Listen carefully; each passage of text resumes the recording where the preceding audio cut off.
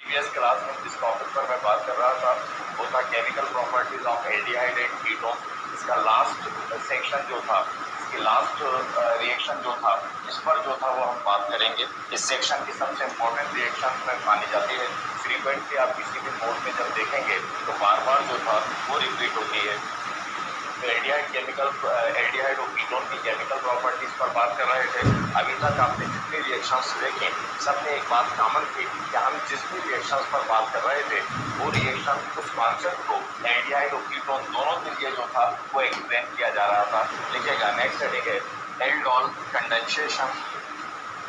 Aldol condensation.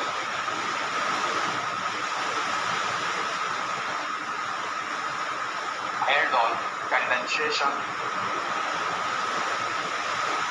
Aldol condensation.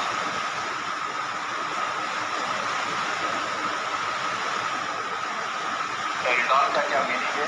Reaction के बाद जो था वो एक्सप्लेन करूंगा केमिस्ट्री में। तो एल्डोल के बारे में हम बाद में बात करेंगे। रिएक्शन फिनिश होने के बाद जो था बात करेंगे।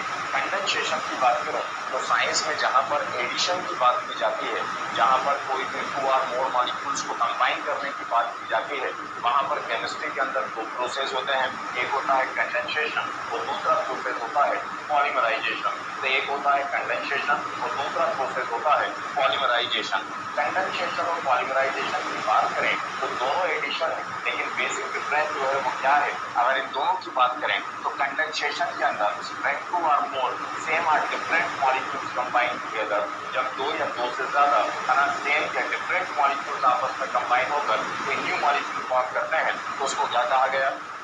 कंडेंसेशन।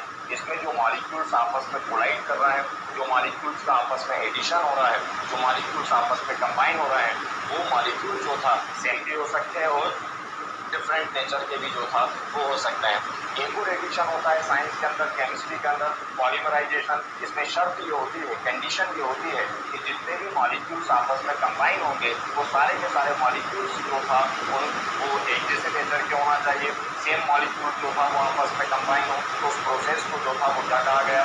पॉलीमराइजेशन जो था वो कहा गया। तो कंडेंसेशन का मतलब क्या है? when 2 or more molecules, when 2 or more same or different molecules combine together to form new molecule, ये कंडेंसेशन है।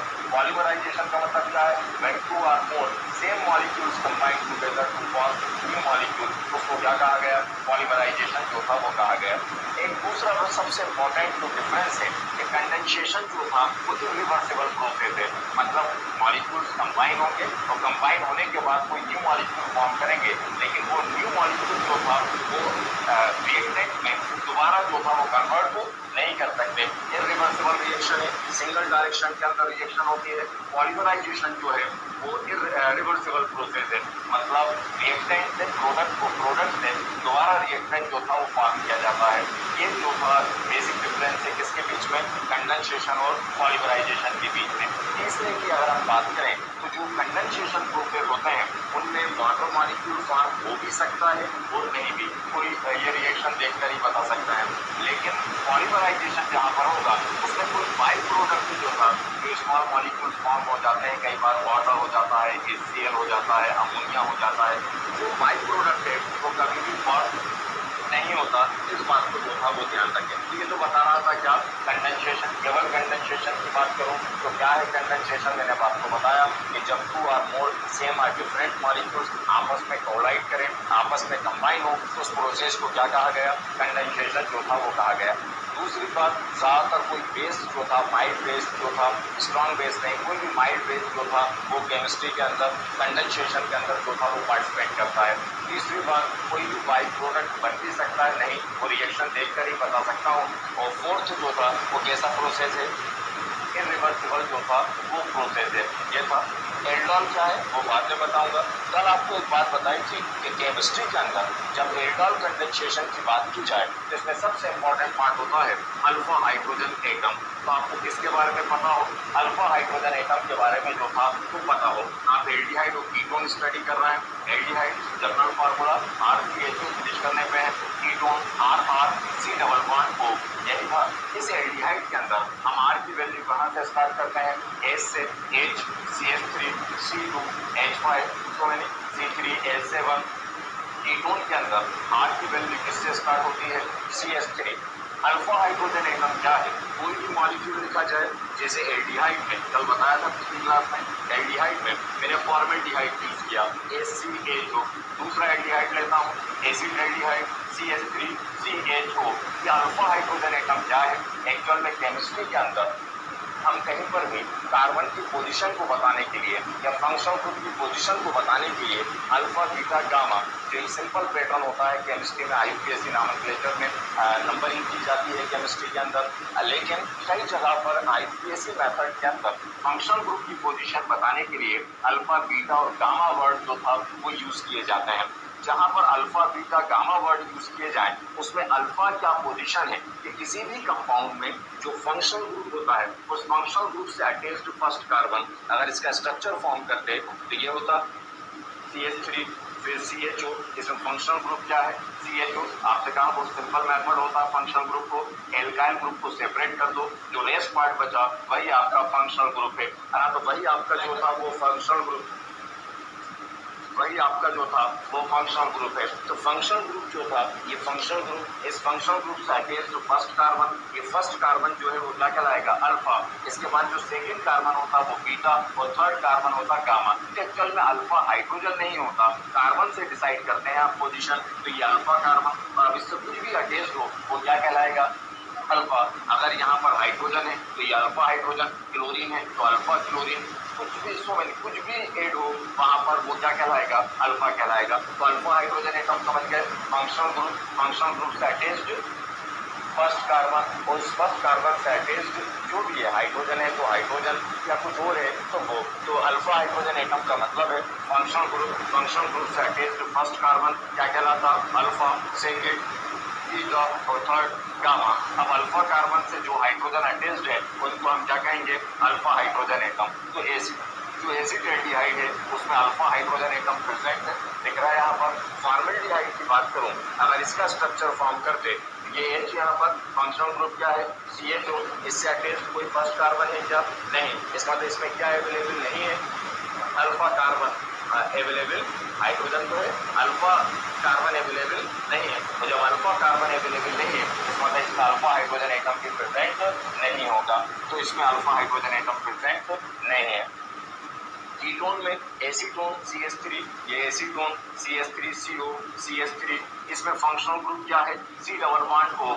अब लेफ्ट हैंड या राइट हैंड साइड कहीं पर भी मूव करें, यहाँ पर गए तो ये अल्फा पोजीशन, इस ओर जाते तो ये अल्फा पोजीशन, दोनों जो था वो अल्फा को रिप्रेजेंट कर रहा है। इसका मतलब इससे जो हाइड्रोजन अटैच्ड है वो क्या कहलाएगा? अल्फा हाइड्रोजन एटम जो था वो कहलाएगा। क्यों बताया जा रहा है? केमिस्ट्री के अंदर मैंने आपसे कहा कि जो रिएक्शन है वो तो है, लेकिन केमिस्ट्री में जहाँ पर अल्फा हाइड्रोजन एटम की बात की जाती है, इट मीन्स आपको एसिडिक नेचर के बारे में बताने की कोशिश की जाती है कि आपके मॉलिक्यूल जब रिएक्शन में इन्वॉल्व होगा तो अपने एसिडिक नेचर की वजह से जो था वो इन्वॉल्व होगा, जब प्रोडक्ट फॉर्म करेगा तो अपने एसिडिक नेचर की वजह से जो था फॉर्म करेगा। तो केमिस्ट्री में किसी मॉलिक्यूल में अल्फा हाइड्रोजन एटम को फाइंड आउट करना, अल्फा हाइड्रोजन एटम के बारे में पता करना, ये पता करना कि वो एसिडिक नेचर रिएक्शन में शो कर रहा है या नहीं कर रहा। तो हम ये पता क्यों करना चाहते हैं? तब ये जो एल्डोल कंडेंसेशन होता है ये मॉलिक्यूल के एसिडिक नेचर की वजह से जो था वो होता है, और एसिडिक नेचर उस मॉलिक्यूल में है या नहीं, अगर है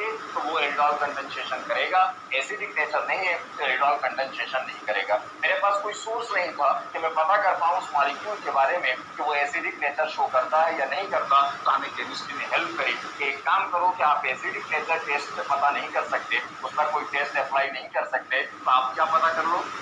अल्फा हाइड्रोजन एटम।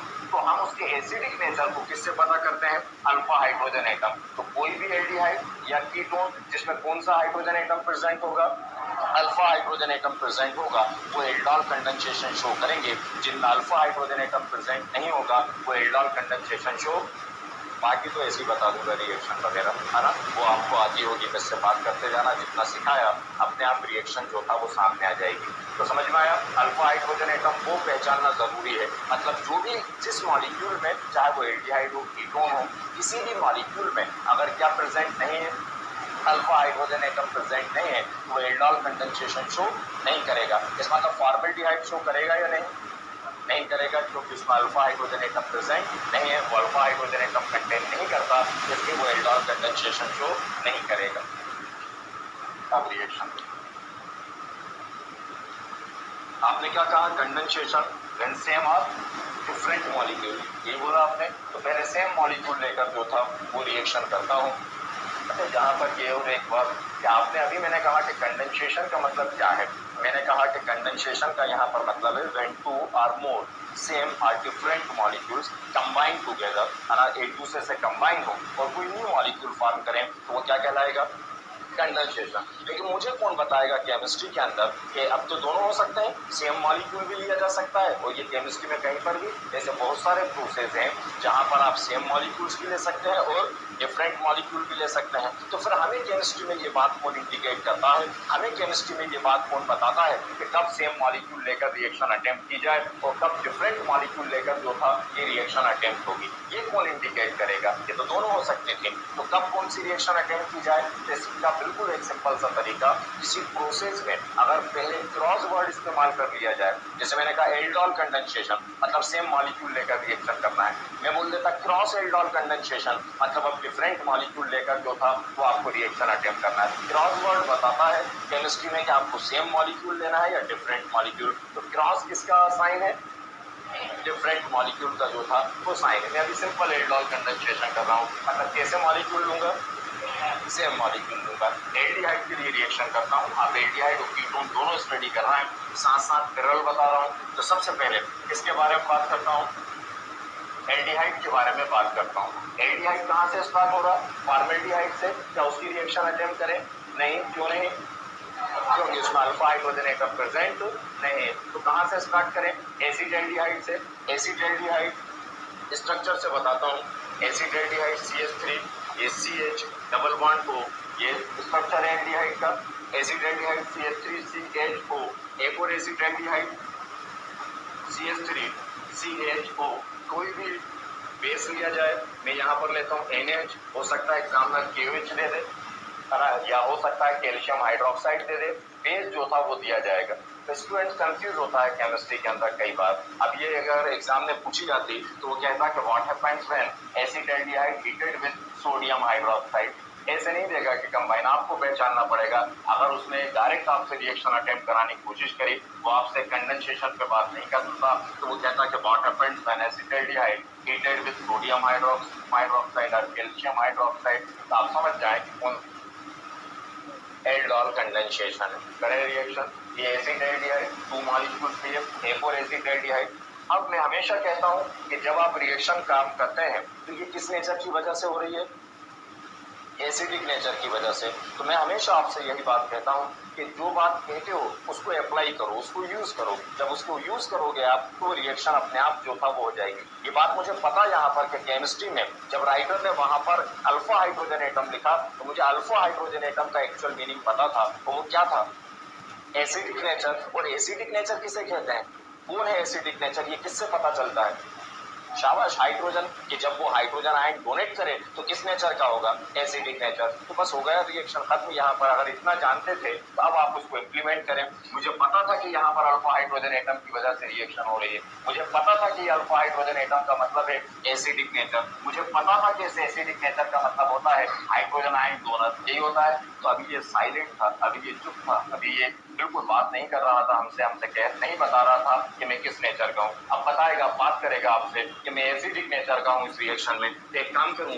इसको ऐसा लिख दूं, ACH2CHO। बोलने लगा आपसे, अब ये बता रहा है कि नहीं, यहाँ पर ये नहीं बता रहा था कि इस रिएक्शन में मैं किस नेचर का हूँ, अब ये बता रहा है कि इस रिएक्शन में ये किस नेचर का, किस नेचर का है, क्योंकि वो इंडिकेट कर रहा है, चिल्ला चिल्ला कर बता रहा है कि मैं क्या डोनेट कर दूंगा, हाइड्रोजन आयन जो था वो डोनेट कर दूंगा। बढ़े आगे, यही था अल्फा हाइड्रोजन एटम। अब अल्फा हाइड्रोजन, बाकी तो सब बता चुका। क्या बता चुका, केमिस्ट्री के अंदर क्या कहा था कि एडिशन कैसे करते हैं, ये बात पता है आपको, है ना। क्या कहा था कि अगर कोई रिएक्शन स्ट्रक्चर से की जाए तो बॉन्ड से पहले कोई चेंज नहीं। तो बताना, बॉन्ड से पहले कोई चेंज नहीं, क्या लिखूं, CH3C, फिर क्या लिखूं, बॉन्ड पे पहुंचे क्या करें, ओपन। शाबाश, मैंने कहा था रिएक्शन तो समझा चुका, जो बता चुका उसको यूज करना है। बॉन्ड को क्या किया, ओपन। जब भी आप ऐड करना चाह रहे हैं, कुछ एलिमिनेट नहीं हो रहा, तो बॉन्ड को क्या कर दें, ओपन। अच्छा, कौन किसको अट्रैक्ट करता है, मैंने मैंने पहले ही कहा था, ऑक्सीजन किसको अट्रैक्ट करता है? हाइड्रोजन को। रीजन भी पता है या बस यही पता है? रीजन पता है, क्या है reason? Highly electronegative. Oxygen highly electronegative atom है। और क्या ऑक्सीजन अकेला है? नहीं, ऐसे कितने एलिमेंट्स और हैं? देख से शाबाश, बिल्कुल। कौन कौन से? Chlorine, chlorine, bromine, iodine, nitrogen और ऑक्सीजन। यही तो है। फिर कुछ बचा ही नहीं केमिस्ट्री में, मिस्ट्री, है ना? तो जिसको नहीं पता वही बोलेगा मिस्ट्री केमिस्ट्री को। हाँ, तो कौन किसको अट्रैक्ट करता है? ऑक्सीजन हाइड्रोजन को। क्या बन गया? OH। ये बन गया OH। फिर क्या कहता था? जो बचा, जैसा बचा, जिस ऑर्डर में बचा, है ना? जोड़ दूं? क्या जोड़ दूं? जो बचा CH2 CH, तो हो गई रिएक्शन, हो गई रिएक्शन। अब नाम पर बात कर लें। प्रोसेस का पूरा नाम क्या था? Aldol condensation. अब एल्डोल यहाँ पर एक ऐसा प्रोडक्ट, मोस्टली जब केमिस्ट्री के अंदर कोई प्रोडक्ट बनता है, रिएक्शन की इतनी इंपॉर्टेंस क्यों है अगर उस पर बात करूं, तो केमिस्ट्री में जब भी कोई प्रोडक्ट फॉर्म होता है तो ज्यादातर उसमें कोई भी एक तरह का कैरेक्टर जो था वो होगा। मतलब मल्टीपल पर्सनालिटी जिसको आप कहते हो आम रियल लाइफ के अंदर आपको, है ना, उस तरह का नेचर नहीं होता मॉलिक्यूल का। मॉलिक्यूल का एक सिंगल प्रॉपर्टी के साथ में, एक सिंगल कहना चाहिए फंक्शनल ग्रुप के साथ में ज्यादातर कंपाउंड जो था वो मिलते हैं। कोई एक फंक्शनल ग्रुप प्रेजेंट होता है और उसी की प्रॉपर्टी जो था वो शो करता है। लेकिन ध्यान से देखो इस प्रोडक्ट को, यहाँ पर एक ऐसा कंपाउंड मिला कि जब मैं उसकी प्रॉपर्टीज पता करने जाता हूँ तो मुझे कुछ प्रॉपर्टीज किसकी तरह दिखाई देंगी? शाबाश, एल्कोहल की तरह दिखाई देगी। क्यों? क्योंकि इसमें हाइड्रोक्सिल ग्रुप है, OH है। और जब कुछ प्रॉपर्टीज को पता करता हूँ तो उसकी कुछ प्रॉपर्टीज किसकी तरह है? एल्डिहाइड की तरह है। इसका मतलब एक ऐसा कंपाउंड हमको मिला जिसमें एल्कोहल और एल्डिहाइड दोनों तरह की प्रॉपर्टीज है। अब यहाँ पर जिसने रिएक्शन अटेम्प्ट करी, केमिस्ट्री यहाँ पर कुछ एक्स्ट्रा ऑर्डिनरी अटेम्प्ट करना चाहती थी। एक्स्ट्रा ऑर्डिनरी, तो उसने कहा कि यहाँ पर केमिस्ट्री में एक ऐसा प्रोडक्ट बना जिसमें कुछ प्रॉपर्टीज किसकी तरह है? कुछ प्रॉपर्टीज जो था वो किसकी तरह है? एल्कोहल की तरह है। अब नाम पर बात कर रहा हूँ एल्डोल, है ना? तो कुछ प्रॉपर्टीज किसकी तरह है? एल्डिहाइड की तरह। कुछ प्रॉपर्टीज किसकी तरह है? एल्कोहल की तरह। शायद में भी हो सकता है कि एग्जामिनर ने एल्डिहाइड के कैरेक्टर को देखकर यहाँ पर एल्ड वर्ड यूज किया। एल्कोहल को IUPAC में बोला जाता है ऑल, वर्ड मिक्सिंग करी तो बन गया एल्डोल। और एडिशन हुआ था इसलिए कह दिया कंडेंसेशन। रिएक्शन का नाम रख दिया एल्डोल कंडेंसेशन। ये कोई नियम नहीं है, ये कोई रूल नहीं है। किसी भी चीज को स्पेसिफिक बनाने के लिए, किसी को भी एक लीक से अलग हटकर एक आइडेंटिटी देने के लिए, एक पहचान देने के लिए, ये टंग ट्विस्टर जिसको आप कहते हो, एक टंग ट्विस्टर आप उसको कहते हो जिसको प्रॉपरली प्रोनाउंस नहीं कर पाते। केमिस्ट्री के अंदर भी ऐसे टंग ट्विस्टर होते हैं। जब केमिस्ट्री के अंदर लीक से अलग हटकर बिना किसी रूल्स को फॉलो किए कोई नेमिंग की जाती है तो हम केमिस्ट्री में उनको टंग ट्विस्टर कर देते हैं। रियल लाइफ में भी ऐसे बहुत सारे नेचर आपको देखने को मिलेंगे। वो घर में आप टीवी पर एड देखते हैं ना डेली, गुड नाइट का, कुछ अजीब नहीं लगता? मुझे तो लगता था जब से देखता हूँ। तो गुड नाइट का जब भी एड देखता मुझे अजीब लगता है ना। गुड से कुछ फर्क नहीं पड़ता, जैसी नाइट देखता तो मुझे अजीब लगने लगता है ना। कि नाइट मतलब कैसे स्टार्ट होता है कि नहीं? तो ऐसा कौन कि स्पेलिंग गलत हो गई वो गुड नाइट की। अगर वो सोचो, अगर इमेजिन करो, वहां पर थोड़ा सा विजुलाइज करो कि अगर वो नाइट को नाइट की तरह लिख देता, NIGH जो सिंपल स्पेलिंग होती है, अगर वो लिख देता तो वो खाक का प्रोडक्ट हो जाता, वो किसी काम का ही नहीं बचता। दुनिया में गुड नाइट क्या कोई स्पेसिफिक वर्ड है? नहीं, एक बहुत ऑर्डिनरी वर्ड है। कोई भी, है ना, जो इंग्लिश जानता है वो भी, जो इंग्लिश नहीं जानता वो भी, हर कोई बोल सकता है। तो अगर वो अपने प्रोडक्ट का नाम गुड नाइट जैसे लिखते हैं वैसे ही लिख देता तो उसकी इंपॉर्टेंस जो था वो खत्म हो जाती। लेकिन केवल इतना करके कि नाइट किससे स्टार्ट करा उसने, के से स्टार्ट करा, तो उसने अपने प्रोडक्ट को एक नई हाइट्स जो था वो दे दी, एक नया जो था वो आइडेंटिटी जो था वो दे दी, एक पहचान जो था वो दे दी। ये भी बिल्कुल केमिस्ट्री का यही नेचर है जो काम एल्डोल में किया गया। गुड नाइट प्रोडक्ट ने वही काम अपने प्रोडक्ट के साथ, गुड नाइट के साथ किया। शाहरुख खान ने किया किसके साथ? अपनी क्रिकेट टीम, IPL टीम के साथ में। क्या कहा? Kolkata Knight Rider. अब नाइट राइडर्स की स्पेलिंग अगर आप देखोगे तो सिंपल है नाइट राइडर्स की, लेकिन वो किससे लिखता है? के से। यहाँ पर भी उसने बिल्कुल, अब ये मत सोचता है कि के साथ ही होता है, ये तो कोइंसिडेंटली मेरे सामने वही एग्जांपल आ गया। तो ऐसा के से कुछ ऐसा लगाव नहीं है ना। तो good Calcutta, Kolkata night Riders, तो नाइट राइडर्स में भी वहां पर वही काम किया शाहरुख खान ने कि नाइट राइडर्स को एक इंपॉर्टेंस देने के लिए, उसको स्पेसिफिक बनाने के लिए, उसको आइडेंटिटी देने के लिए नाइट राइडर्स यहाँ पर भी वो क्या लिख रहा है?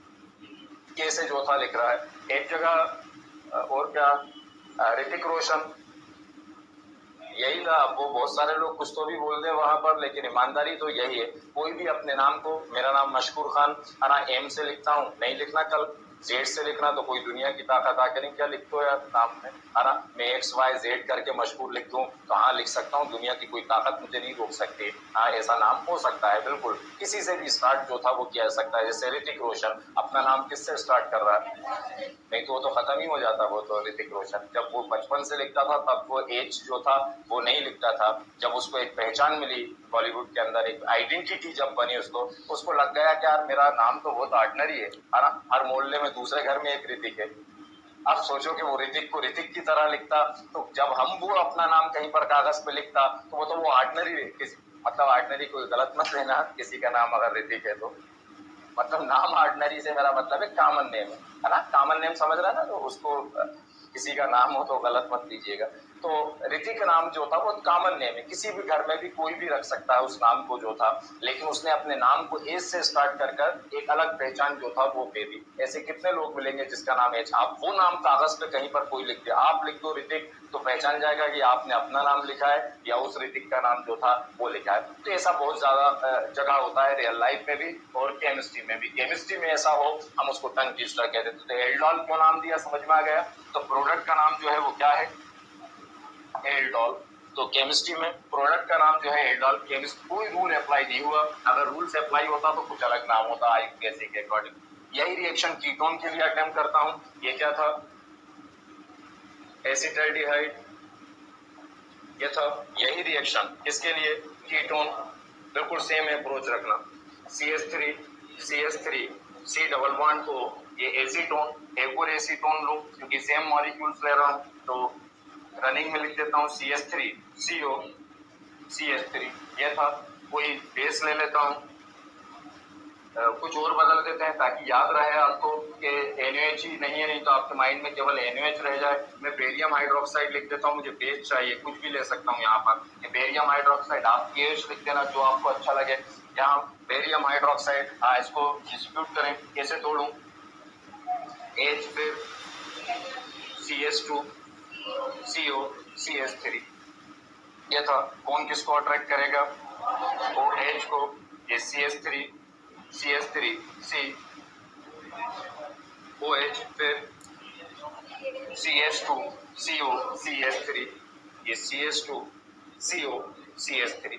अब की बार ऐसा प्रोडक्ट मिला जिसमें कुछ प्रॉपर्टीज किसकी तरह, एल्कोहल की तरह, और कुछ प्रॉपर्टीज कीटोन की तरह। एक काम करें, उन्होंने जो एक्सपेरिमेंट किया था, हम ट्रैक क्यों बदले, हम रास्ता क्यों बदले, अगर वो सोच सकते हैं तो हम भी सोच सकते हैं। जिसका मतलब कुछ प्रॉपर्टीज कीटोन की तरह होंगी और कुछ प्रॉपर्टीज एल्कोहल की तरह होंगी। हम भी कीटोन का कीड वर्ड यूज करते हैं, और जैसे उसने एल्डिहाइड का एल्ड वर्ड यूज किया था, हम कीटोन का कीड वर्ड यूज करते हैं। और एल्कोहल को क्या बोलते हैं, ऑल, तो क्या नाम दे दूं, कीटोल बोल सकते हैं, बिल्कुल। तो ये क्या था, कीटोल। अभी हर जगह सही नहीं हो सकता, उन्होंने हमको एक रास्ता दिया था, ट्रैक दिया था, हमने उसको बदला नहीं, उस मैकेनिज्म को। एल्डोल था इसलिए हमने उसको कीटोल जो था कह दिया, कहीं और होता तो शायद ना दे पाते ये नाम। तो क्या बना, एल्डोल। दूसरा, कोई डाउट हो तो पूछे, रिएक्शन समझ में आया क्यों, है ना, लिखिएगा। when two or more when two or more when two or more same or different when two or more same or different when two or more same or different when two or more same or different aldehydes or ketone, aldehyde aldehyde or ketone, aldehydes or ketone, aldehydes or ketone having alpha hydrogen atom, having alpha hydrogen atom, having alpha hydrogen atom, having alpha hydrogen atom, having alpha hydrogen atom, combine together, combine together, combine together, combine together in presence of in presence of in presence of combine together in presence of NaOH, in presence of NaOH, KOH, slash का sign लगाते जाना, NaOH, put on slash, कुछ भी ले सकते हैं। KOH बुटोनसिलेश barium hydroxide, देखा in presence of NaH सिलेश का साइन KOH सिलेश barium hydroxide to form a molecule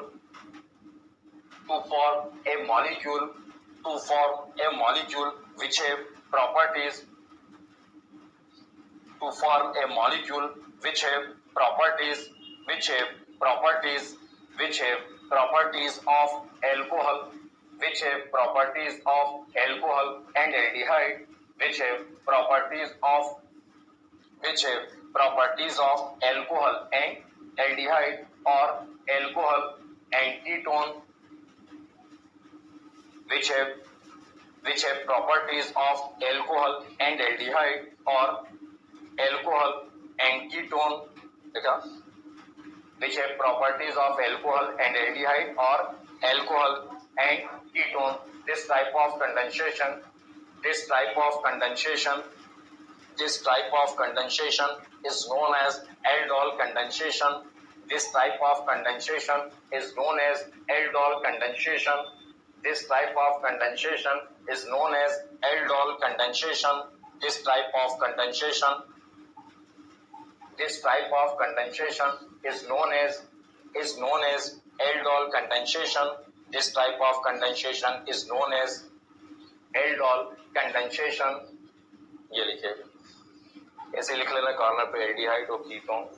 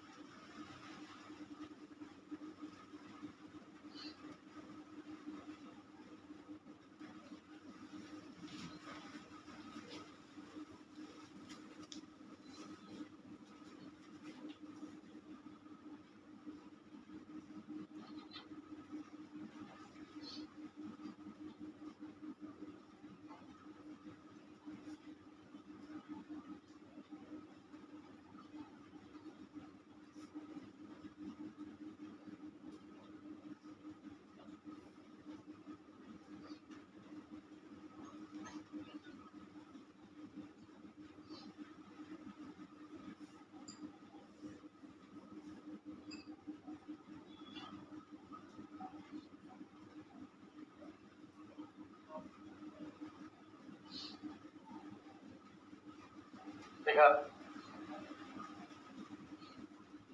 next है cross aldol condensation. Cross aldol condensation, cross aldol condensation, cross aldol condensation, वो भी आप ही करना चाहिए। क्रॉस में क्या करूं, कोई आप एल्डिहाइड कीटोन पढ़ रहा है तो उससे क्रॉस कोई भी प्रोसेस कर लेते हैं। यहाँ पर क्या लिया, एसिड एल्डिहाइड। अब कुछ भी लूं लेकिन कोई भी तो एल्डिहाइड ना लूं, मतलब एसिड एल्डिहाइड की जगह एक काम करता हूँ, यहाँ पर क्या कर देता हूँ, एसीटोन CH3CO CH3। यहाँ पर क्या है, एसीटोन, तो साथ में क्या ले लेता हूँ, एसिड एल्डिहाइड। दोनों को कंप्लीट कर दें रिएक्शन, और नाम भी देना जो बने। क्रॉस एल्डोल कंडेंसेशन स्टेटमेंट तो वही रहेगा, उसमें मैंने यूज कर ही लिया था डिफरेंट वर्ड, बाकी कुछ भी चेंज नहीं होना। इसको कंप्लीट करो रिएक्शन।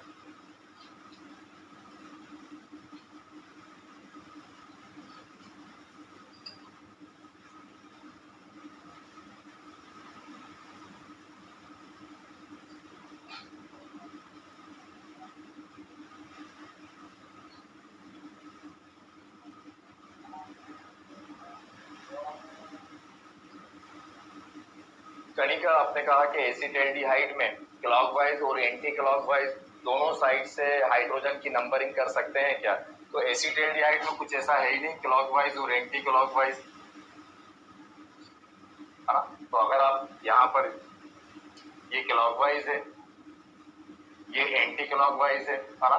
क्लॉकवाइज एंटी क्लॉकवाइज वहां पर बात की जाती है जहां पर रोटेशन की बात हो। साइक्लिक कंपाउंड के अंदर आप ये बात कहते तो चल जाता। आपने फिर भी अगर यूज किया क्लॉकवाइज और एंटी क्लॉकवाइज, तो मैंने कहा ये क्लॉकवाइज है और ये एंटी क्लॉकवाइज। आप किससे डिटरमाइन कर रहा है? फंक्शनल ग्रुप से। तो फंक्शनल ग्रुप क्या है? CH2। इसके बाद कोई कार्बन अवेलेबल नहीं है, इसका मतलब यहाँ पर क्या पॉसिबल नहीं है? क्लॉकवाइज डायरेक्शन पॉसिबल नहीं है। राइट हैंड साइड की तरफ मूव नहीं करोगे, आप कहाँ पर जाना होगा? एंटी क्लॉकवाइज, मतलब लेफ्ट हैंड साइड की तरफ ही जो था वो मूव करेंगे। तो यहाँ ऐसा कुछ नहीं है कि दोनों साइड से देख सकते हैं। कीटोन के अंदर मैंने बोला था CH3। फंक्शनल ग्रुप से हम पता लगाते हैं, ये फंक्शनल ग्रुप था CO, तो इस ओर भी जा सकते थे और इस ओर भी जा सकते थे, इसलिए कीटोन के अंदर ये बात जो था वो करी थी।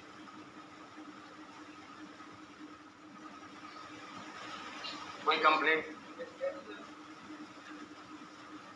क्या करा फिर इसको?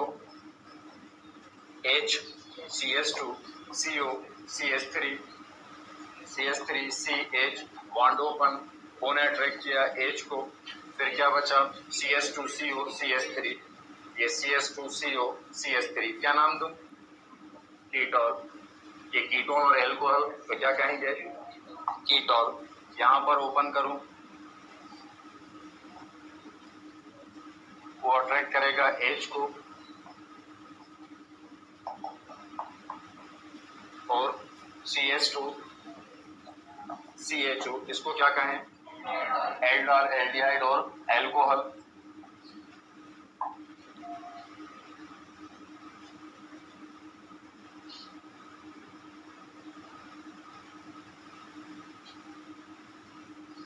देखा, कॉर्नर पर लिखना important point.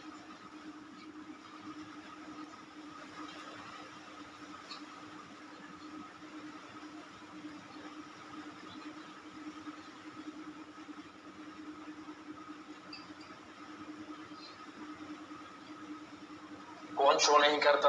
Formaldehyde HCHO। Formaldehyde aldol condensation show नहीं करता क्योंकि इसमें क्या अवेलेबल नहीं है? अल्फा हाइड्रोजन एटम जो था वो अवेलेबल नहीं है, प्रेजेंट नहीं है। एरोमेटिक केमिस्ट्री जब पढ़ाऊंगा, ये खत्म होने पे है। आपको एरोमेटिक एल्डिहाइड कीटोन के बारे में जब हम बात करेंगे केमिस्ट्री में, तो एरोमेटिक एल्डिहाइड कीटोन के बारे में जब बात की जाए तो एल्डिहाइड का फॉर्मूला होता है RCHO। जैसे एलिफेटिक की आइडेंटिटी क्या है? Alkyl group. एरोमेटिक की आइडेंटिटी क्या है? क्या बोलते हैं उसको? Phenyl group, C6H5। तो मैं R की जगह क्या पुट करूं? C6H5CHO। तो क्वेश्चन दोनों पे बन जाता है, इसलिए यहाँ पर बता रहा हूँ। तो C6H5CHO, इसको क्या कहा गया? बेंजल्डिहाइड। तो इसको जो था, इस कंपाउंड का नाम जो है वो क्या है? बेंजल्डिहाइड। कैसे नाम रखा, क्यों रखा, जब ये स्टार्ट करूंगा तब बताऊंगा। अभी एल्डोल कंडेंसेशन के बारे में बात कर रहा हूँ। Benzaldehyde benzaldehyde benzaldehyde. अब बेंजल्डिहाइड का स्ट्रक्चर बनाएं तो C6H5 बेंजीन न्यूक्लियस को बताता है, एरोमेटिक कंपाउंड है ये C6। फिर क्या है? H5, 1 2 3 4 5। फिर क्या ऐड है? CHO, alternate 3 bond. क्या कहा था अल्फा हाइड्रोजन के बारे में? Functional group. यह है फंक्शनल ग्रुप। इस फंक्शनल ग्रुप से अटैच्ड फर्स्ट कार्बन, ये कौन सा कार्बन हो गया? अल्फा। मतलब बेंजल्डिहाइड में अल्फा कार्बन है, लेकिन क्या उससे कोई हाइड्रोजन अटैच्ड है? नहीं। इसका मतलब याद रखिएगा, बेंजल्डिहाइड और फॉर्मेल्डिहाइड दोनों में अल्फा हाइड्रोजन एटम प्रेजेंट नहीं है, इसलिए दोनों जो था वो एल्डोल कंडेंसेशन शो नहीं करते। देखिएगा, इंपॉर्टेंट पॉइंट पे लिख रहा हूं। Formaldehyde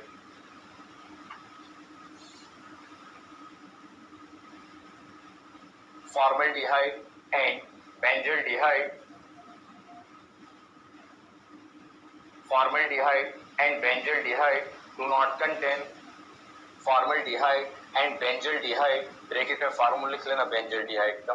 formaldehyde and benzaldehyde do not contain alpha hydrogen atom, do not contain alpha hydrogen atom, do not contain alpha hydrogen atom, do not contain alpha hydrogen atom. Therefore, these aldehydes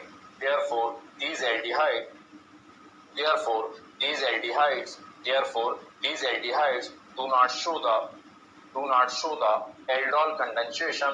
Therefore, these aldehydes do not show the aldol condensation. Therefore, these aldehydes do not show the aldol condensation. Therefore, these aldehydes do not show the aldol condensation. ये finish. अभी तक आप जितनी reactions attempt कर रहे थे aldehyde ketone में, सबके सब सिमिलरिटीज पर बात कर रहे थे। मतलब जो भी प्रोसेस मैंने एल्डिहाइड के लिए बताया वही प्रोसेस किसके लिए, कीटोन के लिए। अब डिफरेंस पर जो था वो बात करेंगे। लिखिएगा next heading, reactions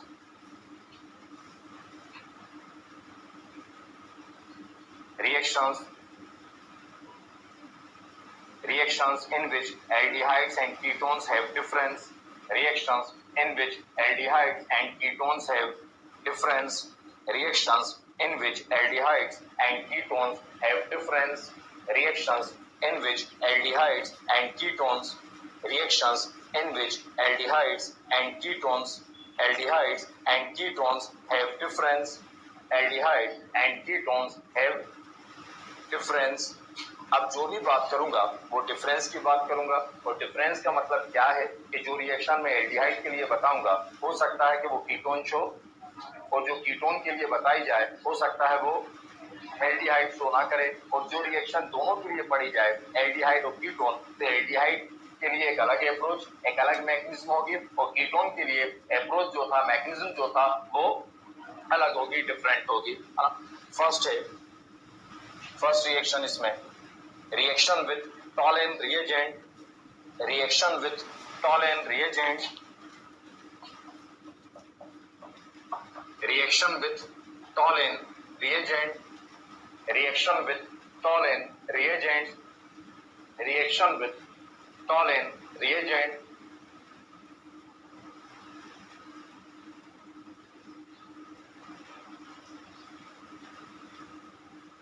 reaction with Tollens reagent.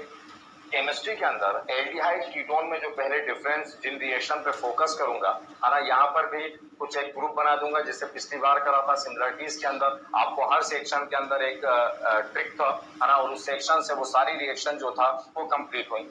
यहाँ पर भी यही कोशिश करता हूँ। सबसे पहले बात करूंगा कि केमिस्ट्री के अंदर आप किस बेसिस पर एल्डिहाइड और कीटोन के बीच में डिफरेंस बताते हैं, कैसे आइडेंटिफाई करते हैं कि जो गिवन कंपाउंड है, जो दिया गया कंपाउंड है वो एल्डिहाइड है या कीटोन। तो जो भी आप टेस्ट अप्लाई करते हैं उनमें जो रिएजेंट यूज किए जा रहा है उनके बेसिस पर जो था यहाँ पर हम रिएक्शन अटेम्प्ट करते हैं। पहला रिएजेंट क्या है, टॉलेंट रिएजेंट। टॉलेंट रिएजेंट क्या होता है, सिल्वर नाइट्रेट, सिल्वर नाइट्रेट और सिल्वर नाइट्रेट साथ में अमोनियम हाइड्रोक्साइड। तो सिल्वर नाइट्रेट और अमोनियम हाइड्रोक्साइड के मिक्सचर को क्या कहा गया, टॉलेंट रिएजेंट जो था वो कहा गया। अगर डेफिनेशन की बात करें तो जैसे किसी कंपाउंड को ईथर में डिसॉल्व किया जाए तो वो ईथरल सॉल्यूशन कहलाता है, एल्कोहल में डिसॉल्व करें तो एल्कोहलिक सॉल्यूशन कहलाता है, वाटर में डिसॉल्व करें तो एक्वस सॉल्यूशन कहलाता है। उसी तरह अमोनिया या अमोनियम कंपाउंड्स के अंदर के डेरिवेटिव्स ऑफ अमोनिया या अमोनिकल सॉल्यूशन, तो जिस किसी भी अमोनिया या अमोनिया के किसी कंपाउंड के अंदर अगर डिसॉल्व किया जाए तो वो सॉल्यूशन जो था वो अमोनिकल सॉल्यूशन कहलाता है। तो वो क्या कहलाएगा, अमोनिकल। जिसका मतलब ये सिल्वर नाइट्रेट का कौन सा सॉल्यूशन है, अमोनिकल सॉल्यूशन है। कई बार वन वर्ड्स के अंदर या वन मार्क्स के अंदर आपको उसकी डेफिनेशन पूछ ली जाती है। तो टॉलेंट रिएजेंट की डेफिनेशन क्या हो गई, ammoniacal solution of silver nitrate is called Tollens reagent. तो हम सिल्वर नाइट्रेट के अमोनिकल सॉल्यूशन को क्या कहा जाता है, सिल्वर नाइट्रेट जो था वो कहा जाता है। बहुत कॉमन रिएजेंट था, 12th में आप यूज करते थे। अभी भी जो था टॉलेंट रिएजेंट की रिएक्शन जो था वो आपके सिलेबस में है। ये एक अलग बात है कि अब लेब से गायब हो गया। सिल्वर इतना महंगा है कि सिल्वर नाइट्रेट की कॉस्ट जो था वो बहुत महंगी है ना। तो धीरे धीरे स्कूल से जो था वो सिल्वर टॉलेंट रिएजेंट का को काम करने का मौका नहीं मिलता, क्योंकि एक बहुत कॉस्टली रिएजेंट है, एक महंगा जो था वो रिएजेंट है। इसलिए स्कूल से जो था वो क्या हो गया, गायब जो था वो हो गया। तो स्कूल से जो था वो गायब हो गया। जैसे अभी पढ़ाई वगैरह सब जो था वो गायब है ना। इसलिए नहीं है कि कुछ कोरोना कोविड चल रहा है या किसी वजह से इसलिए स्कूल जो था वो ओपन नहीं हो रहा है।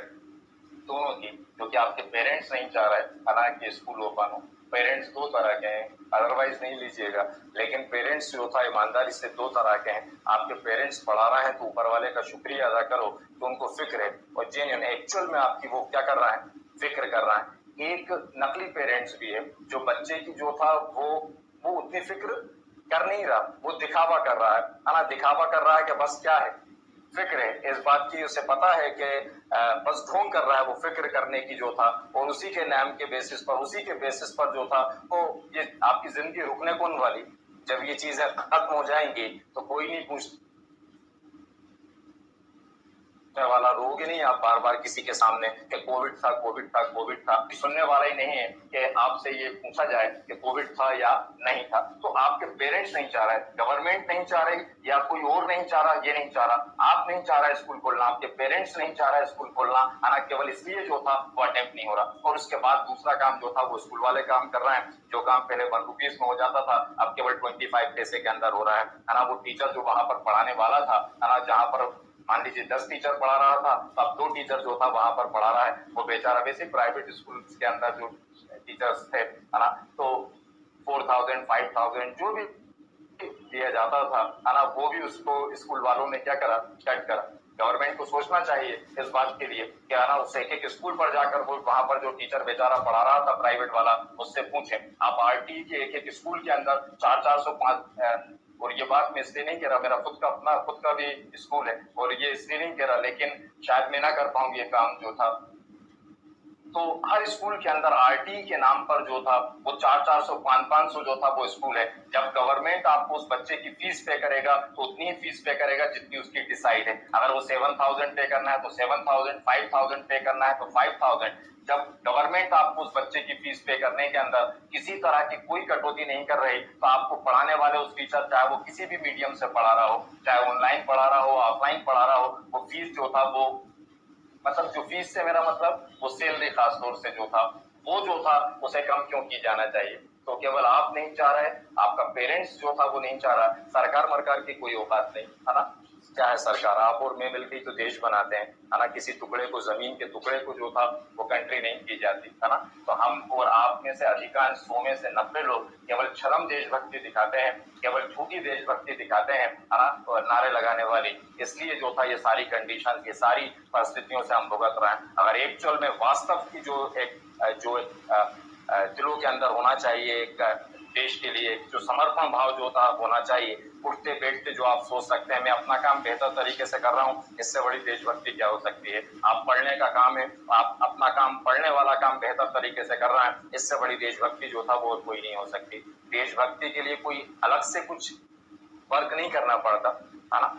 चलते हुए खाकर रेपर जो था वो जमीन पर नहीं फेंका, इससे बड़ी देशभक्ति जो था वो और क्या होगी। चलते हुए रोड पर नहीं थूका, इससे बड़ी देशभक्ति जो था वो क्या होगी। कोई अलग कुछ काम नहीं करना पड़ता, है ना। उठते बैठते केवल आप जो काम कर रहा हो वही प्रॉपर काम कर लिया जाए तो आपसे बड़ा देशभक्त जो था वो कोई नहीं हो सकता। हम में 100 में से 90 लोग छदम देशभक्त हैं, झूठे देशभक्त हैं, इसलिए सारी चीजें जो था वो भुगत रहे हैं। कहीं ना कहीं देखो आप फील कर रहे होगे उस बात को जो था, है ना। तो ये नहीं बदले आप और हम, तो हमारी हस्ती बदलने वाली है कुछ सालों बाद। सिल्वर नाइट्रेट जो बता रहा था, सिल्वर नाइट्रेट अमोनियम हाइड्रोक्साइड, मैंने कहा जिस किसी को अमोनियम या अमोनियम के किसी कंपाउंड के अंदर डिसॉल्व कर दिया जाए तो वो क्या कहलाता है, अमोनिकल सॉल्यूशन कहलाता है। तो अगर कोई आपसे कहता है टॉलन रिएजेंट को डिफाइन करने का, तो वो क्या है, ammoniacal solution of silver nitrate. इसको क्या कहा गया, टॉलन रिएजेंट। लेकिन जब आपसे कहा जाए what happens when Tollens reagent या कोई भी aldehyde reacts with Tollens reagent, तो आप क्या यूज करोगे। जब सिल्वर नाइट्रेट अमोनियम हाइड्रोक्साइड में डिसॉल्व होता है तो ये प्रोड्यूस करता है सिल्वर ऑक्साइड। मतलब जब केमिकली रिएक्ट करोगे तो कौन सा पार्ट रिएक्ट करेगा, सिल्वर ऑक्साइड जो था वो रिएक्ट करेगा, Ag2O जो था वो रिएक्ट करेगा। तो डेफिनेशन की बात करें तो क्या कहोगे, ammoniacal solution of silver nitrate. और जब कहोगे रिएक्ट्स विद सिल्वर नाइट्रेट तो किसके साथ रिएक्ट करोगे, Ag2O सिल्वर ऑक्साइड के साथ जो था वो रिएक्ट करोगे। डेफिनेशन समझ गए, ammoniacal solution of silver nitrate. और कहा जाए रिएक्ट विद टॉलन रिएजेंट तो किसके साथ रिएक्ट करोगे, Ag2। जब एक्चुअल में इन दोनों को मिक्स किया जाता है तो वो जो प्रोड्यूस करता है वो क्या है, Ag2O, सिल्वर ऑक्साइड जो था वो है। अब करते क्या है कि अगर आपको एक अननोन कंपाउंड जो था वो अवेलेबल कराया गया, आपको एक अननोन कंपाउंड जो था वो दिया गया, वो अननोन कंपाउंड दिया गया, मुझे नहीं पता था कि वो एल्डिहाइड है या कीटोन, हालांकि वो एल्डिहाइड है या कीटोन, तो हम करते क्या है, उसको टेस्ट ट्यूब में लिया, टेस्ट ट्यूब में लेने के बाद सिल्वर नाइट्रेट की 2 से 3 ड्रॉप्स ही जो था वो मिक्स करें। महंगा है कहा था ना, मतलब इतनी मिक्स की जाती है, महंगा है इसलिए नहीं, है ना। तो 2 से 3 ड्रॉप जो था उसमें क्या करें, मिक्स करें और जेंटली हीट करें उसको। जेंटली हीट करना मतलब प्रॉपर, जब टेस्ट ट्यूब को कंटिन्यूअसली हीट नहीं किया जाता, जब लेब के अंदर हम टेस्ट ट्यूब को हीट करते हैं तो होल्डर से हीट करके होल्डर से होल्ड करके उसको जो था वो हटाते जाते हैं, मतलब लाकर ये इस तरह ऐसे रखकर भूल नहीं जाते कि उसको रखकर जो था हम भूल गए, है ना। तो जेंटली हीट करना मतलब उसको प्रॉपर जो था वो हटाते जाए उसको जो था। तो उसको जैसे ही हीट करते हैं तो इस टेस्ट ट्यूब के बॉटम में एक सिल्वर कलर की जो था, सिल्वर की जो था वो एक्चुअल में सिल्वर ही होती है। आप टेस्ट ट्यूब घर पे रखकर ले आओगे तो मतलब क्या ले आए, स्कूल से चांदी जो था वो उठाकर ले आए, वो चांदी है वो, है ना। मतलब लाना मत ऐसे बोल रहा हूँ। तो वो अगर टेस्ट ट्यूब ले आए आप घर से, है ना, तो वो प्रॉपर प्योर जो था वो चांदी ही मिलेगा आपको, बाहर उतनी शायद प्योर मिले भी ना, है ना। तो वो जैसे टेस्ट ट्यूब था, उस टेस्ट ट्यूब के अंदर आपने क्या मिक्स किया, टॉलेंट रिएजेंट मिक्स किया, तो बॉटम के अंदर सिल्वर की एक लेयर जो था वो डिपॉजिट हो जाती है, सिल्वर की ये लेयर डिपॉजिट हो जाती है। फिर जहां से भी सनलाइट अवेलेबल हो, जहां पर उस टेस्ट ट्यूब को सनलाइट के पास लेकर जाते हैं और हल्का सा थोड़ा सा मूव कराते हैं उस टेस्ट ट्यूब को, तो वो मिरर की तरह काम करने लगता है। इस बार जैसे मिरर में स्पार्कल होता है, एक इमेज जो था वो बनती है उस तरह की, इसलिए इस टेस्ट को कहा जाता है सिल्वर मिरर टेस्ट। सिल्वर की लेयर बनी थी जो मिरर की तरह वर्क कर रही थी, इसलिए उस टेस्ट को क्या कह दिया गया, सिल्वर मिरर टेस्ट जो था वो कह दिया गया। ये तो जो था केमिस्ट्री वो बताता हूँ। अब सबसे एक इम्पोर्टेंट बात जो कहना है वो ये कि जब जब केमिस्ट्री में कोई रिएजेंट की रिएक्शन करो और लेब के अंदर एल्डिहाइड कीटोन को, सारी रिएक्शन को अगर एक वर्ड से आज खत्म कर दूं केमिस्ट्री की, तो बस एक बात याद रखना कि वो जो भी रिएजेंट होगा, अगर आप एल्डिहाइड कीटोन का टेस्ट करने में उसको यूज कर रहे हैं, उसको एक ही रिएक्शन आती है और वो ऑक्सीडेशन। वो क्या है, मतलब हर वो कंपाउंड वो टेस्ट शो कर देता है जिसका इजीली क्या हो जाता है, ऑक्सीडेशन, और वो कंपाउंड वो रिएक्शन शो नहीं कर पाते जिनका ऑक्सीडेशन नहीं होता। अब याद करो पिछली क्लास के अंदर जब ऑक्सीडेशन बता रहा था तो मैंने कहा था एल्डिहाइड दुनिया के सबसे आसानी से जो था वो क्या हो जाता है, ऑक्सीडाइज, कुछ ऐसा बोला था, याद हो आपको, है ना। इसका मतलब एल्डिहाइड जो था ये टॉलेंट रिएजेंट या कोई दूसरे रिएजेंट होंगे उनके साथ आसानी से रिएक्ट करते हैं। कीटोन क्या रिएक्ट करेगा, नहीं करेगा। क्यों नहीं करेगा, क्योंकि उसका इजीली ऑक्सीडेशन, उसका ऑक्सीडेशन करने के लिए क्या चाहिए, प्रेजेंस, क्या ऑक्सीडाइजिंग एजेंट चाहिए, K2Cr2O7 और डाइल्यूट H2SO4 चाहिए। यहाँ पर हम नहीं लेते, यहाँ पर हम सिल्वर नाइट्रेट ले रहे हैं, इसलिए कीटोन जो था वो रिएक्शन शो नहीं करेगा। डिफरेंस हो गया, एल्डिहाइड टॉलेंट रिएजेंट मतलब सिल्वर मिरर टेस्ट शो कर रहा है, कीटोन के टेस्ट शो नहीं करता। रीजन आपको पता है, और ये रीजन क्या, पूरे टेस्ट में किसी का भी रीजन यही है कि उसका इजीली जो था वो क्या नहीं होता, ऑक्सीडेशन नहीं होता। जहां पर लिखा रिएक्शन विद टॉलेंट रिएजेंट, और करके नोट करें, silver mirror test, silver mirror test, silver mirror test, silver mirror test, silver mirror test, पहले लिखना, कॉर्नर पे लिखो टॉलेंट रिएजेंट, कॉर्नर पे लिखो Tollens reagent, Tollens reagent, Tollens reagent, इसमें लिखना ammoniacal solution, ammoniacal, ammoniacal solution, ammoniacal solution of silver nitrate, ammoniacal solution of silver nitrate, ammoniacal solution of silver nitrate, ammoniacal solution of silver nitrate, ammoniacal solution of silver nitrate is known as toluene reagent, is known as toluene reagent, is known as toluene reagent, is known as toluene reagent। ये लिख लो ऐसे, AgNO3 plus ammonium hydroxide.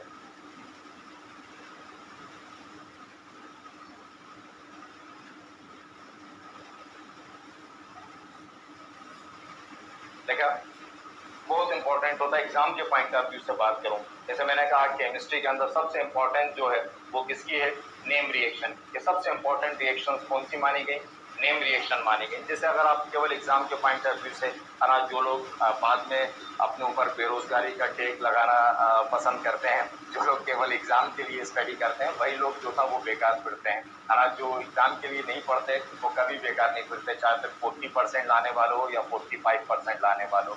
जिनका होता ना कि वो ether पढ़ा, तो ईथर की डेफिनेशन पढ़ ली, फिर मेथड ऑफ प्रिपरेशन में एक आध रिएक्शन जो सबसे आसान थी वो पढ़ ली, एक आध और पढ़ ली, खत्म ईथर, है ना। वो कौन सा सिक्स सेंस आपका बोलता है कि यही एग्जाम में आएगा, वो मुझे भी नहीं पता, हमें भी नहीं पता होता, है ना। तो वो कुछ खास चीजें सिलेक्टिव होते हैं, वो कैसे सिलेक्ट करते हो वो आप ही जानते हो। तो जो इस तरह का एक क्लास होता है बच्चे का, उनके लिए बता रहा हूँ कि जो एग्जाम के लिए जो था वो पढ़ता है ना, उनके लिए सिलेक्ट कैसे किया जाता है। कोई इंपॉर्टेंस, हमारे पास कोई ऐसा सिक्स सेंस नहीं होता जो हम बता दें आप लोग कह दे तो IMP क्या है। उसका सिंपल सा फंडा होता है, आप नेम रिएक्शन सबसे पहले जो था वो अटेम्प्ट कर लें, और सेकेंड जो भी टॉपिक पढ़ा जा रहा है उसका डिफरेंस वाला पोर्शन, मतलब अगर जैसे अब आप एल्डिहाइड कीटोन पढ़ें और केवल एग्जाम के लिए पढ़ें, है ना, तो आप पहले नेम रिएक्शंस उसमें से सिलेक्ट कर लेंगे, उसके बाद किस पोर्शन पर आ जाएंगे, उस सेक्शन के डिफरेंस पर, उसको इग्नोर करके बिना एग्जाम में डिफरेंस को छोड़कर जो था वो नहीं बैठा जाता, इसलिए इंपॉर्टेंस ज्यादा है नेम रिएक्शन सॉरी डिफरेंस की। ये नोट कर लिया, सिल्वर नाइट्रेट और दूसरा अमोनियम हाइड्रोक्साइड रिएक्शन देखिएगा। एल्डिहाइड वो तो बता चुका, आपको आती है, कॉन्फिडेंट रहना और मुझे बताना। कोई एक वर्ड बोला था, उस वर्ड से मैंने कहा था जो भी बोल रहा हूँ वहां पर बोलना, उसको क्लिक करना, आपकी रिएक्शन आपके सामने आ जाएगी। वो सारी बता चुका है, इसके बाद जितने रिएजेंट की बताऊंगा वो एक सिंगल वर्ड से जो था वो रिएक्शन आ जाएगी, है ना। एल्डिहाइड, जैसे एल्डिहाइड की रिएक्शन किसके साथ करें, टॉलेन रिएजेंट के साथ करें। टॉलेन रिएजेंट क्या है, Ag2 क्या बनेगा, क्या कहा था, जितने रिएजेंट है वो क्या करते हैं, ऑक्सीडेशन। किसका ऑक्सीडेशन करेंगे, शाबाश, कार्बोक्सिलिक। मैंने कहा था ना, सोचोगे तो प्रोडक्ट अपने आप जो था वो सामने आ जाएगा, और वही है ना। अब वो समझा दूं वो तो है, लेकिन जो मेन बात थी वो तो कह चुका था पहले। तो क्या करते हैं रिएजेंट, उसका ऑक्सीडेशन है, ये तो पहले ही पता है कि एल्डिहाइड के ऑक्सीडेशन पे क्या बनता है, कार्बोक्सिलिक एसिड बनता। तो 100% जो भी बताऊंगा, जैसे भी बताऊंगा, कार्बोक्सिलिक एसिड ही जो था वो बनने वाला है ना। तो क्या था, RCOOH, carboxylic acid, addition of oxygen को कहा जाता है ऑक्सीडेशन, कर दिया उसने ऑक्सीडेशन, क्या बच गया, Ag। यही सिल्वर मिरर की तरह काम करेगा, यही कहा था, बॉटम के अंदर आपको सिल्वर की एक लेयर मिलती है, इस वजह से इस टेस्ट को क्या कहा गया, सिल्वर मिरर टेस्ट। एग्जाम्पल कोई अटेम्प्ट कर ले, CH3 CHO, Ag2O, CH3 COH, जहां पर अभी आपने डेफिनेशन लिखी थी उसके नीचे पैराग्राफ चेंज करके लिखें, aldehyde reacts with, aldehyde reacts with, aldehyde reacts with, aldehyde reacts with Tollens reagent, aldehyde reacts with, aldehyde reacts with Tollens reagent, Tollens reagent, Tollens reagent,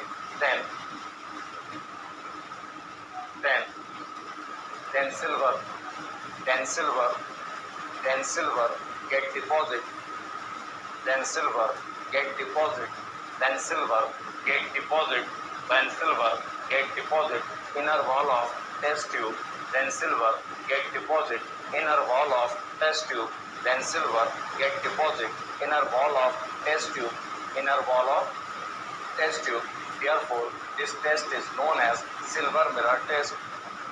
Then silver get deposit inner wall of test tube. Therefore this test is known as, therefore this test is known as, therefore this test is known as silver mirror test.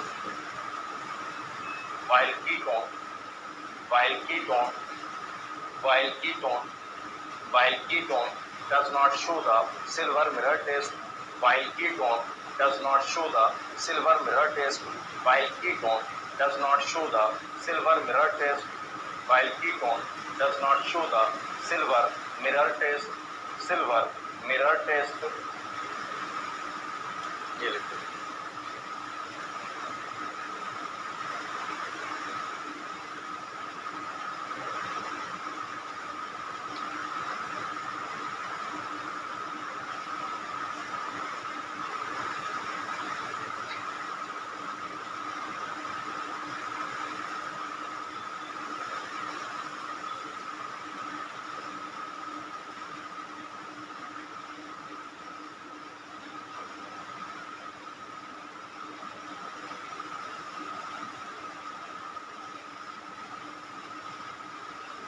जाएगा। ये क्या है, Tollens reagent. Silver oxide नहीं लिखेंगे इसके नीचे, आपने तो इसको किसकी तरह यूज किया था, टॉलेंट रिएजेंट। तो ध्यान रखें, अगर नहीं ध्यान रहा सिल्वर ऑक्साइड लिख दिया तो रिएक्शन गलत मान ली जाएगी। तो ध्यान रख, चाहो तो लिख लो, मेंशन कर लो आपको उसके नीचे Ag2O सिल्वर ऑक्साइड प्रोनाउंस ना करें। यहाँ पर क्या लिखा जाएगा, टॉलेंट रिएजेंट। हमने Ag2O लिया नहीं था, हमने तो रिएक्शन एक्सप्लेन करी है। हमने लिया क्या था, AgNO3 और अमोनियम हाइड्रोक्साइड। रिएक्ट किसने करा, Ag2O ने जो था वो रिएक्ट किया। तो नेम उसका जो नीचे लिखाएगा वो टॉलेंट रिएजेंट ही जो था वो लिखाएगा Ag2O के नीचे। Thank you.